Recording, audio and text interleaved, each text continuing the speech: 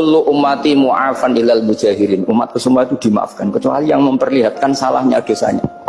Jadi nggak boleh kalau sampean sekolah nggak naik kelas cerita anaknya. Kalau saat dulu nggak naik kelas, kalau punya utang koperasi nggak pernah bayar, nggak boleh cerita seperti itu.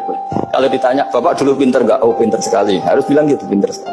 Pernah ranking pak? Oh, ranking sekali, sudah nggak apa-apa itu. Meskipun dengan makna yang lugawi ya. Saya dulu iskal.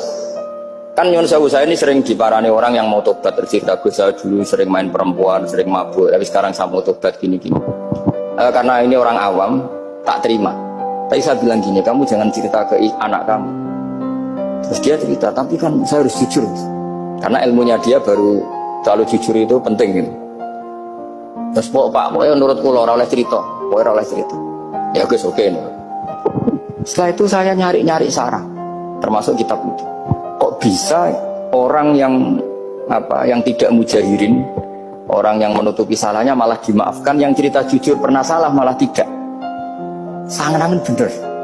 Misalnya seorang bapak cerita, cuma aku disini nak pacaran tak ambung. Misalnya, anaknya mesti suatu saat kan dia puber, mesti nak ngambung niru bapak ya. Nah kalau yang cerita itu ribuan atau jutaan, cuma aku zaman yang pondok itu rezekiku kombodoni, kan terus jadi syariatun mutabah. Apalagi yang cerita ini ternyata jadi kiai, ternyata gitu ya tetap jadi kiai. Jadi kalau pura-pura soleh di rumah, pura-pura soleh, seakan-akan di pondok tidak pernah kodok, tidak pernah setor meluntir, tidak pernah apa kan. Katanya, lalu lucunya, oke itu alasan. Alasannya Imam Ghazali itu paling masuk akal. Ini saya cerita, ila aliman barokahnya baca Imam Ghazali.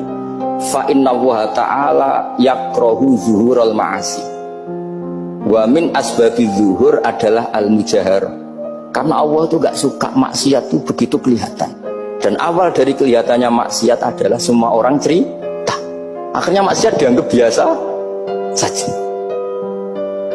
Jadi kalau semua orang cerita zaman mondok nakal itu artinya semua orang yang nakal. Oh itu niru kiai ini, karena ini niru kiai. Kan repot. Tapi kalau semua kiai sok suci atau suci betul, dan semoga ya suci betul, kan yang maksiat, yang mau maksiat ini gak punya alasan karena masternya gak pernah maksiat. Meskipun sebagian yang sultan gak pernah konangan, gak tahu, pokoknya yang penting seperti itu. Itu hebatnya konsepnya. Saya dulu ya iskal loh.